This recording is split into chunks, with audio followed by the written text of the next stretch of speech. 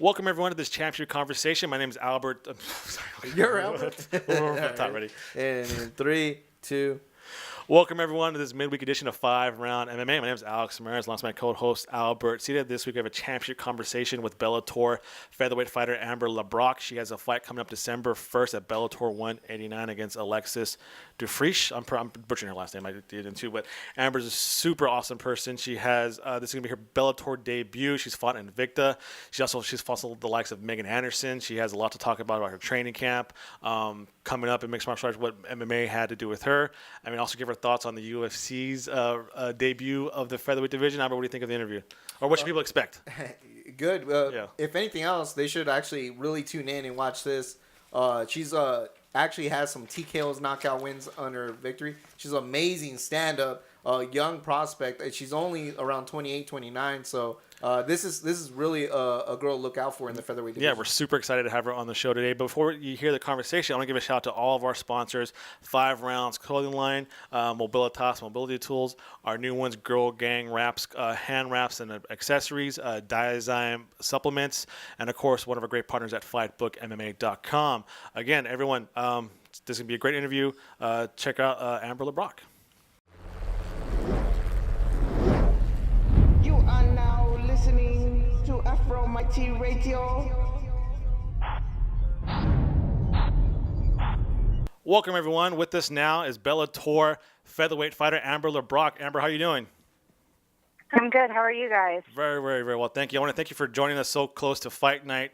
December 1st, Bellator 189. You're going to face Alexis Dufriche, I think I'm pronouncing or butchering her last name. So we're mere days away. I want to ask you a two-part question. Physically, how are you doing? And then mentally, how are you doing just days up before the fight? Physically, I'm great. I think I'm in the best shape I've ever been in. My weight's great. As far as mentally, I'm always thankful and blessed, and I'm tuned in and focused, and I'm just ready to make my debut. Yeah, this would be your Bellator debut. You were actually one of the first fighters they signed when they announced the featherweight division. So, I mean, that must be pretty good that you were actually on their radar for a while. But now you're making your debut this December 1st. So what's it kind of like, just mentally? You excited? You kind of not thinking about it? Or I'm excited. Mm-hmm. Yeah, I just can't help but feel excited. This is a big opportunity for me. I'm going up against a vet. I'm going up against somebody who's in the top 10. And I can't help but to feel just a rush of excitement and ready to go. Yeah, one of the crazy stats about you is you're actually one of the younger featherweights in Bellator or women's featherweight in general. And you're actually one of the tallest. With knowing that, does that give you like incentive? Like, this could be your division to take over. I mean, I'm in this division to take it over, and that's always been my thought process. I'm in the best camp. I'm in the best shape. Physically, I think I have all the attributes to take over the division, and that's what I'm here for. Yeah, actually, it's very. I don't think it's a coincidence that the main event for this card is for the women's featherweight bout for Bellator. So after your bout, will you be paying close attention to the outcome of Julia Budd and Arlene Belenko? Oh, absolutely. I'm absolutely paying attention to that. I've come to Bellator with one thing on my mind, and that's that. And I'm willing to climb the ladder till I get there. But I'm definitely keeping my. So I want to actually, there's a little bit of a difference between how Bellator announced their featherweight division and how kind of the UFC announced their women's featherweight division. I mean, for the UFC, obviously it's the premier organization, but it hasn't really been smooth process, and they had that kind of awkward bout between Jermaine Duramity and Holly Holm, and then Jermaine Duramity couldn't defend her title, so they stripped her. And now Cyborg's a champion. What are your thoughts about that? I mean, how they kind of handle it as a woman in this division? I think I'm in the right place with Bellator. Mm-hmm. I think that they're doing all the right things for us. They're giving us the right platform. They're giving us the right exposure. As far as the UFC, I don't think they really have a set plan for the featherweight division. So I think Bellator is kind of winning that battle when it comes to the featherweights. Yeah, and you have fought with Invicta. You've seen how they their division was kind of absorbed almost by the UFC because Megan Anderson was supposed to fight Cyborg. Now she's kind of in a MIA. So I think the Bellator is they're quietly doing it, but I think they are doing it right. So I want to ask you, coming up to this the fight day, what's your training like now? You do light sparring, light exercising? Do you emphasize more on one certain thing, or is it kind of just like light workouts all the way to the day of? Well, I had my last sparring session on Saturday, my hard sparring session on Saturday. Monday, the day before I leave, I'll do a lot of drilling, just kind of sweat. And then the week of, I'm just kind of trying to sweat it out and just stay warm, stay loose, hit some pads, do some running, and just kind of stay awake, keep my body active. And then going back to the main event, it is for the women's featherweight, which you're in, and it's a rematch bout. Who do you have winning that fight, or what do you see as far as that fight playing out? Well, as far as I remember, I believe it was really close. And I don't know. We might see a turn. We might see a turn for Bellator in the featherweight champ. I think that the Australian girl has great hands, and since she's been in there with Julie Budd before, this really could be her night. Yeah. I want to ask you. So you are from Hayward, California, up north, and I think other than like Las Vegas and like Florida, Northern California has really been a hot spot for mixed martial arts. Obviously, you have the alpha males. You have the Diaz brothers are mid Central California. We also have Gilbert Melendez has strong roots up there. What's the fight culture been? Not only have you seen the boom, but also the boom for women's mixed martial arts? Because I know you've been fighting. You had your first amateur bout in 2014, correct? Yeah, it was like 2013, 2014. So, obviously the fight culture has been strong there, but have you seen a big growth in women's mixed martial arts in that time? Well, yeah, I'm at CSA, I'm at Combat Sports Academy, and we have one of the biggest women's fight teams. And I think that Northern California is booming with women fighter, and I see just every year it's growing and growing and growing. So it's really nice to be up here. And, I was born and raised in the Bay Area, so to watch the fighters kind of flourish around here is a nice feeling.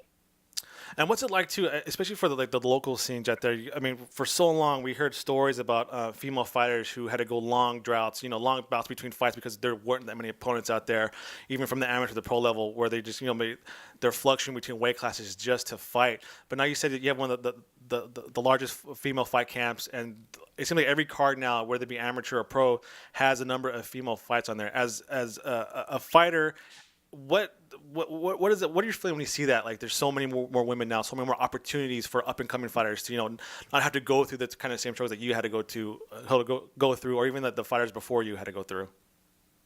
I mean, I think the women are taking over, and that's just it. We've got a lot of young girls coming up, and now that there's more weight classes for the women, it's easier for women to kind of stay focused and stay driven to do this. And I really just see the women taking over, and it's awesome to be a part of. So Bellator 189 is going to take place in Oklahoma, and from San Francisco. When are you planning to head out there? Maybe I leave Tuesday. You leave Tuesday, okay. So that's insane. Yeah, I leave Tuesday morning. Do you kind of like being able to go outside different states, or would you prefer maybe to have one fight closer to home in Bellator? I know because they have a bout coming up in San Jose in the near future, but it might not be a little too quick of a turnaround. But how do you kind of take fighting out of state? Do you kind of just go do your business? Do you want to do a little bit of sightseeing after, before? I mean, I like the process. I don't really travel too much. So to travel for fights kind of gives me an opportunity to see the world. And I like to see different places I've never been to before. So, of course, I'm there for business, but I also like to take in the scene, and be appreciative of where I'm at. As far as Bellator being in San Jose, that's pretty much my backyard. And being born and raised in the Bay Area, I would love to fight here. I think I could fill up the stadium with nothing but friends and family and fans. Awesome. So I'm really hoping that they give me that opportunity as well. Yeah, so I kind of want to stick with that. With your support system. I mean, this is obviously you're making your debut for one of the biggest fight promotions in the country and in the world. Talk about your friends and family and how are they supporting you, not only coming up to Friday, but also in your MMA career. I get supported 100%. My friends and family have seen me come from a lot of different things in my background. So to see me doing something positive and, having a bright future in front of me, I've got nothing but support when it comes from the people that love me. That's awesome. So growing up, what kind of sports did you play? Did you play any sports at all, or was it always martial arts that kind of caught your attention? I didn't play any sports at all. I like to say I was born a fighter. There you go. Because of just my rough upbringing, but I was never into sports. I didn't really get into sports or being an athlete till I found fighting. That's amazing. So what was it about it that you're able to channel into martial arts? Was it just like, anger, aggression? What is it about martial arts that kind of drawn you to it? Well, I've said this in past interviews, fighting saved my life. I was really just kind of on bad paths and doing bad things, and I never really had anything to focus on. And when I found fighting and having that competition and being able to express my anger in a positive manner and do something well for myself, I kind of just became obsessed with it. And when I started doing really well in it and, realized that, wow, my life is changing for the better, I couldn't help but get consumed. That's amazing.